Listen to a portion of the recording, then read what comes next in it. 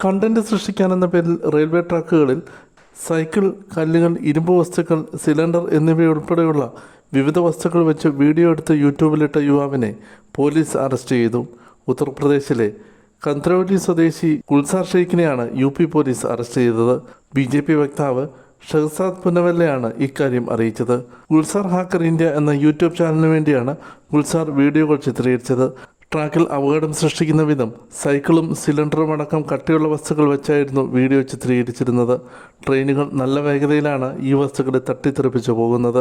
വലിയ അപകട സാധ്യതയായിരുന്നു ഉണ്ടായിരുന്നത്.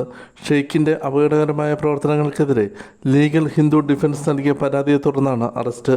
ഗുൽസാറിനെതിരെ ലക്നൗ ഡിവിഷൻ RPF ആണ് കേസെടുത്തത്. ഉത്തർപ്രദേശിലെ കന്ത്രൌലി ഗ്രാമത്തിലെ വീട്ടിൽ നിന്നാണ് ഗുൽസാർ അറസ്റ്റിലായത്.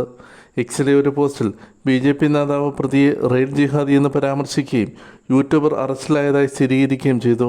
അടിയന്തര നടപടി സ്വീകരിച്ച UP മുഖ്യമന്ത്രി Yogi Adityanath, UP police, railway മന്ത്രി അശ്വിനി വൈഷ്ണവ് എന്നിവരോടും അദ്ദേഹം നന്ദി പറഞ്ഞു.